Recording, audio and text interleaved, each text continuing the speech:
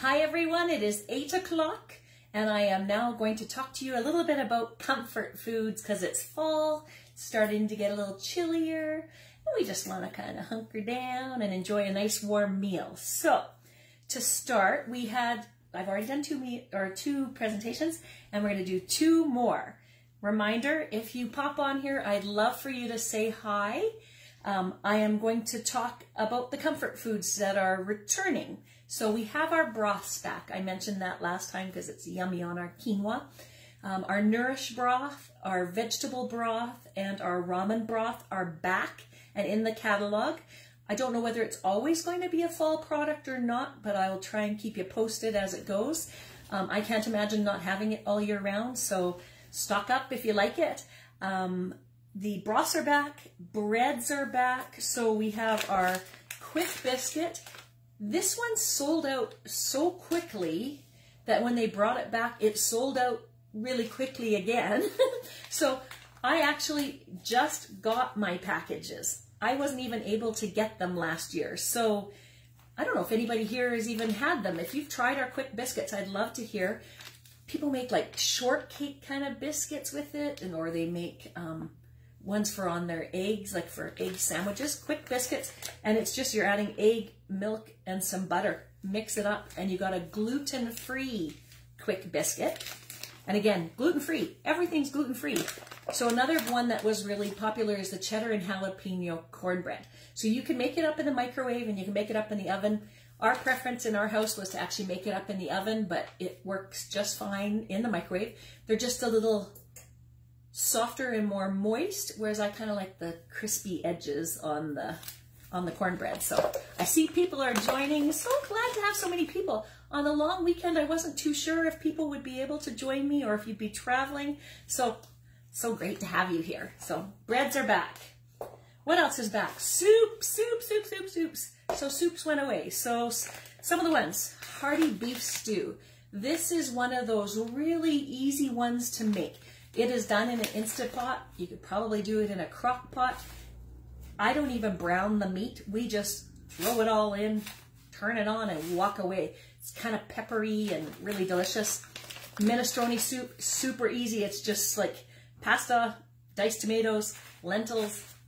Yum! This I know is a favorite. I don't believe... Oh, I'm going to have to take a quick drink. Just one moment. This one sells out quite quickly too and then comes back. The homestyle chicken stew. I would say it is probably one of the warmest, comforting fall soups that we have. So homestyle chicken stew.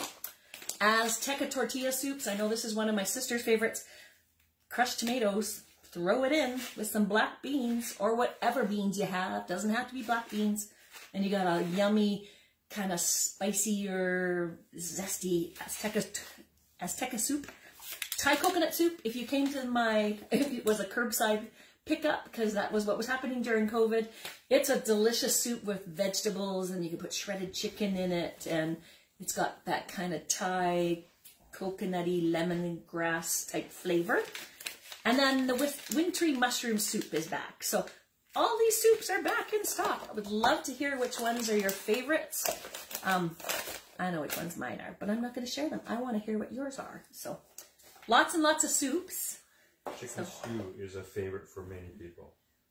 Oh, really? Yes. See? Chicken stew. I know. It's very popular. And the other warmer sort of comfort foods that I still had a few, so we could eat them during the summer. But they're back. The creamy pesto parmesan chicken, which is the one that you just kind of stir up in a skillet on your stovetop. Super delicious. Shepherd's pie. I am not a shepherd's pie fan.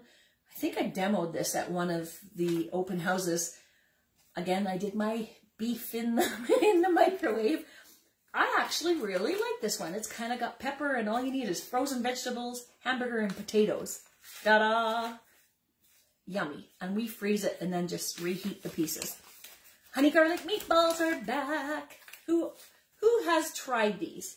I think they are delicious, and I'm wondering whether people use beef. We use beef. Do you use like turkey or chicken? Or the honey garlic meatballs are back. beef stroganoff. This is the one that they actually suggest making it with, what did they suggest? Greek yogurt. I didn't like it necessarily with the Greek yogurt, but I did like it with the sour cream. So it's very delicious. Classic meatloaf. I know I see little Amy's face on one of the bubbles. That's only one of the bubbles I can see a face on. Meatballs. Yeah.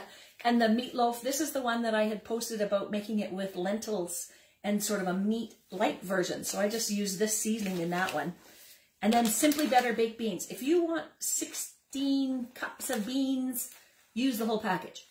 And I think Darlene actually mentioned on a prior one that beans freeze really well.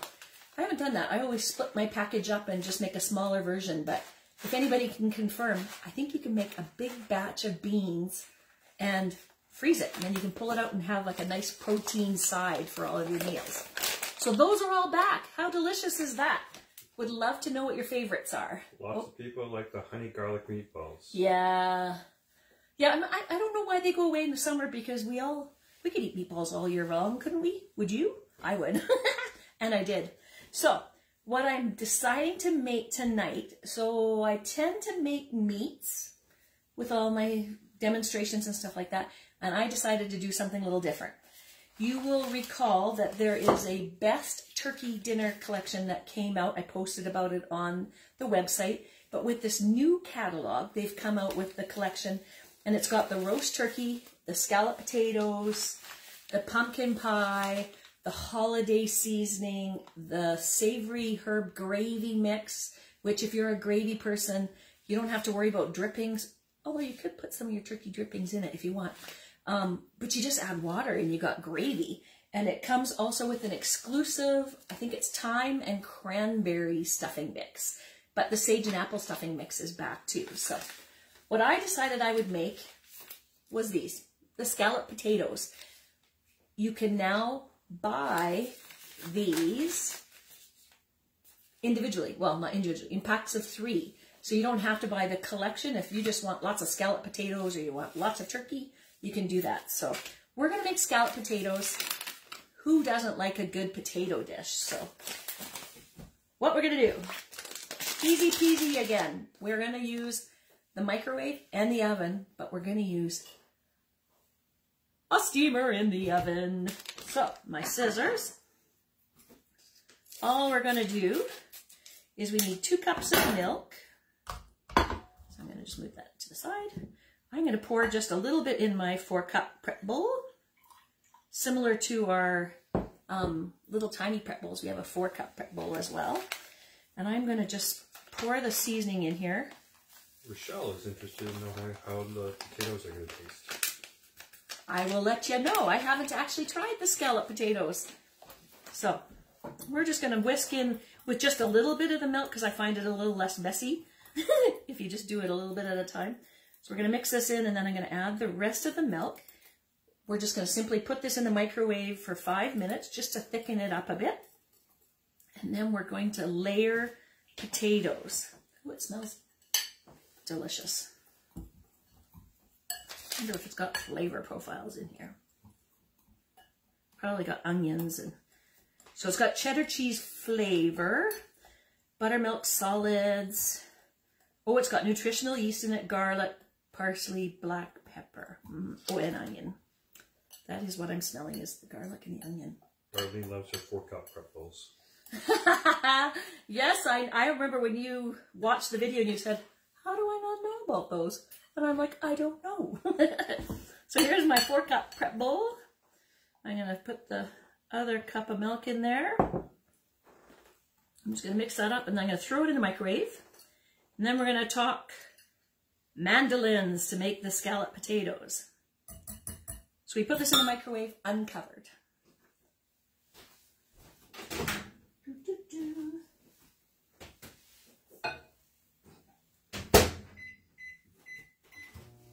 Okay, so that's in the microwave, and while that's going, we're going to cut up some potatoes. But there was a comment about the round steamers versus the square steamers on the last presentation, so I just thought I'd mention for any of you who aren't familiar with the steamers. So the round one came after the square one. The round one is a little bit thicker and a little more sturdy, kind of ideal for soups and things like that. And they also came out with, the square steamer was before it, and it comes with a tray so that you can layer foods in there. So you could have vegetables and meat going, whatever you'd like. So, but both work the same way. Like if you didn't use the tray, the square is similar to the round. You just maybe have to be a little bit more careful with it. So that is our square steamer. Kim had a question as to why you put it in the microwave. Because we're just thickening it up, Okay. is what we're doing. So when it comes out, I'll just show you it, and it'll be a little bit thicker rather than just a milky substance going in. So here's my steamer. When you put steamers in the oven, we've preheated the oven for 350. You want to put it on a tray. So I'm just putting it on our quarter sheet pan because it fits perfect. And we're simply going to slice potatoes. So if you aren't familiar with our mandolin, I will tell you about it because I think it's pretty cool. It's a 4-in-1. So you have 4 different blades that come in a nice little container like this to keep, if you have any littles in your house so they don't get their hands caught on these little sharp pointy bits, that would not be good. So you can julienne really thinly, a little bit thicker. There's a really thin setting of 1.5 millimeters. And I know that that's the one that Epicure suggested using, but I kind of like thicker potatoes. That's how my mom, because we didn't use a mandolin when I was growing up, she would be cutting and they'd be a little bit thicker. So I'm using the 3.5. And it's super nice because you just take your little, it's got a little, I don't know if you can actually see that. There's like a little pokey thing there. And it just goes in a little hole here, keeps your hand away from the blade, and it just pops right in. And so then I pop a potato on here, and you'll see there's like a, I'll do it on the next, but I'll show you the teeth. But there's little guides on here that run along the side of your mandolin. So I'm gonna just go along like this. And all we're gonna do is layer some potatoes in the bottom of the steamer. I said about 1/3. So it's about 2 pounds of potatoes. So when you get down a little bit further, you'll start feeling the guide grabbing it. And then that's where you want to just put your hand kind of more so that you're applying sort of pressure on here as you're kind of going, and it'll push the potato out the bottom, or whatever vegetable you're doing. I remember the first time I did this at Patty's home party in her house, so very fun. Okay, so we got our potatoes. That's the one potato. And I got another potato here. I'll put that piece in there. And who's ever thought about putting their steamer in the oven? Lots of people don't realize that it's oven safe and microwave safe. So up to about 400 degrees, you don't want to broil when you have it in your oven, but up to 400, 425 degrees, you can use your steamers as well, which is kind of nice because you can do a really quick meal in the microwave, and if you want to top it with cheese, like say these scalloped potatoes, we can make it like an au gratin by putting some cheese on the top of it, which would be lovely. So I'm going to just put these potatoes in here. And I'm only supposed to do about 1/3, and I actually cut up the other potatoes because I didn't know how long I'd talk. Because I tend to be a little chatty. So we'll see how the potatoes are doing. We've got 1 more minute. Maybe what I'll do, because they said to do it halfway through, but I didn't. Which is okay. Don't always have to do it exactly the way it says. But I'm going to take it out. I'm going to just stir it, and I'll just show you. Oh yeah, you can tell that it's thickening up a little bit, but it has a little bit more to go. Darlene uses her steamer to do meatloaf in the oven. Oh, in the conventional oven, absolutely. Yeah, that's a great idea. Okay, I'm going to put that back in.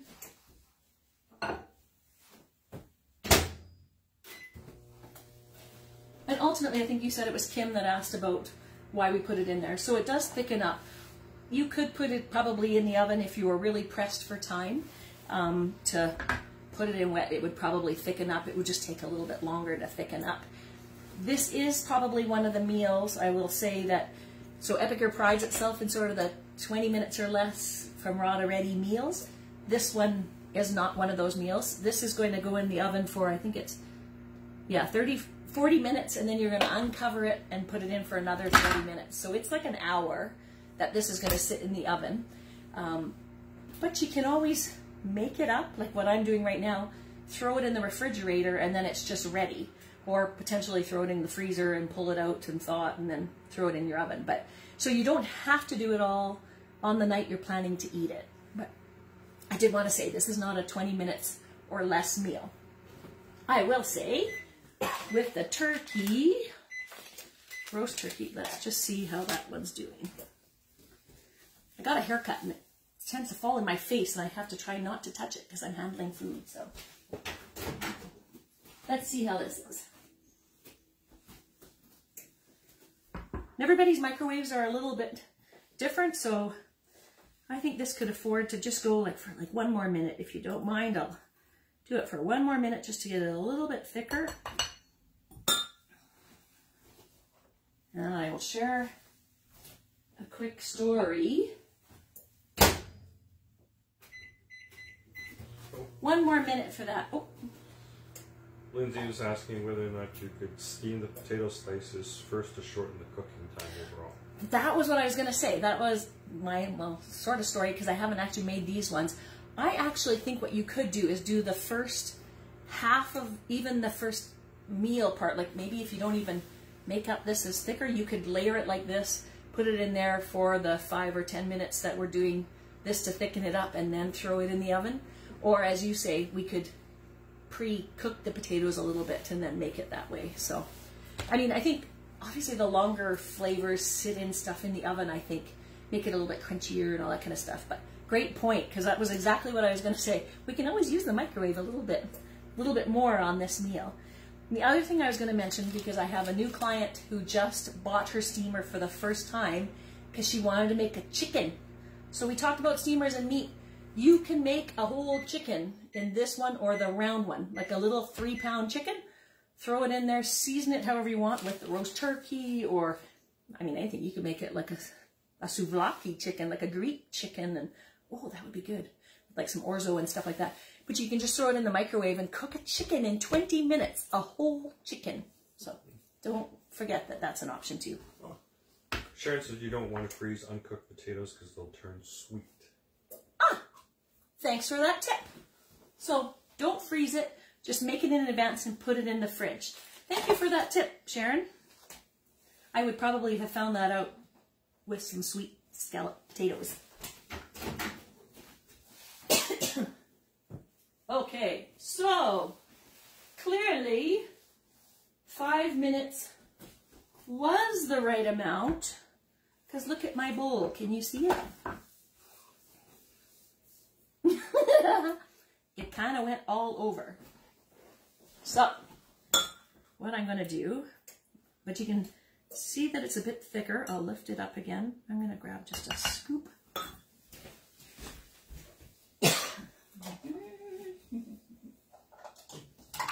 Make this a little bit easier because I made such a mess of the bowl.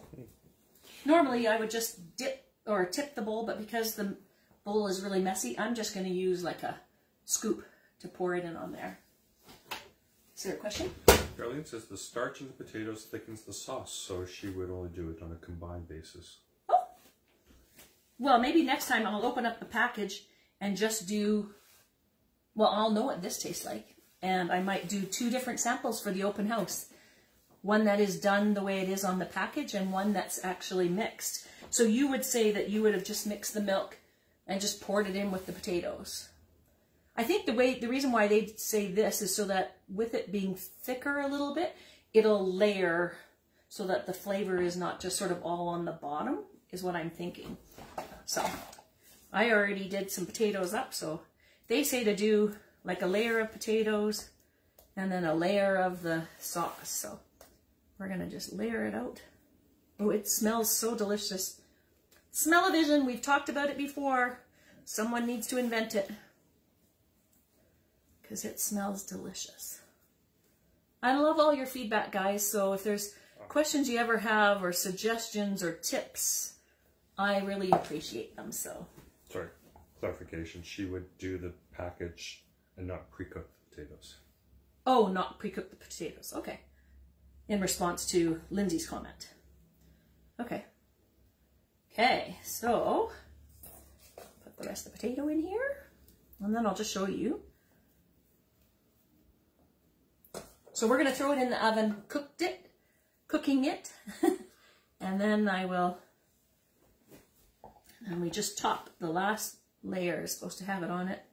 And I truly think once I pull it out the first time and we have it for going back in the oven for like another 30 minutes, I am going to put a little bit of cheese on it because I think that would be extra delicious.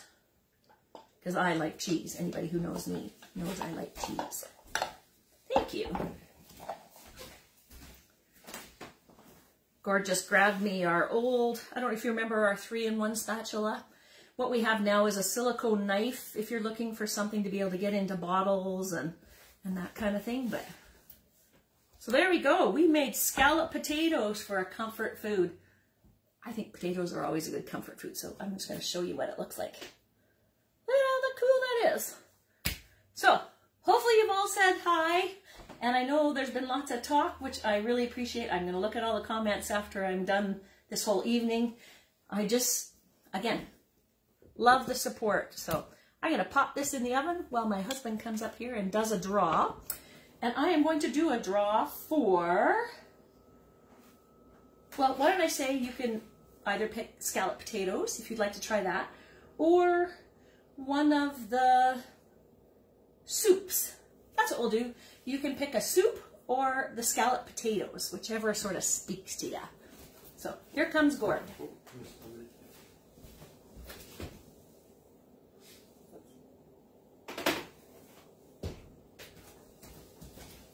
I guess he just missed somebody, so he's making sure he doesn't miss anybody. So I think that's all I wanted to share. I think some other things that they kind of gave some ideas, like this would be kind of a nice flavoring on like a loaded baked potato because of like the onions and the garlic and those kinds of flavors. I think it'd be very delicious. So I will. Oh. Deb's asking how long to cook it for, and Amy's asking whether the potatoes will come in the Epic box. Whether the potatoes would come in the Epic box? Or the scalloped potatoes. It might be. I did get my Epic box this week. I've had a busy week with my other business. So I'm going to actually do an Epic box unveiling on Monday, and I guess I will find out what's in there. But I think you have an Epic box, so maybe you can answer that question, because maybe there's a scalloped potatoes in there. So, yep, here's Gord. Hi everybody, I am back. We still got lots of people here. Just a reminder that if you won previously this evening, then your name will not be drawn again. And so that way we can give everybody else a chance to win. So let's see who wins this time around.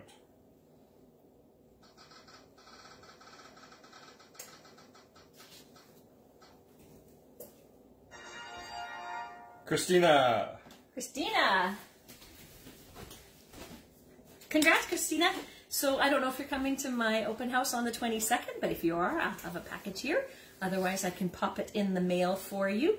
Just wanted to say thanks again for joining me. I had some ideas when I was off camera and thought, now that I've smelt this, it'd be lovely on like vegetables, kind of like a cheese sauce on steamed vegetables. Yum. Leave that idea for you. Anyways, we are all ready. Yeeks! Talked a lot this time. 8:25. So I will see you back here in 5 minutes for Baking Up Joy. We'll see you real soon. Bye.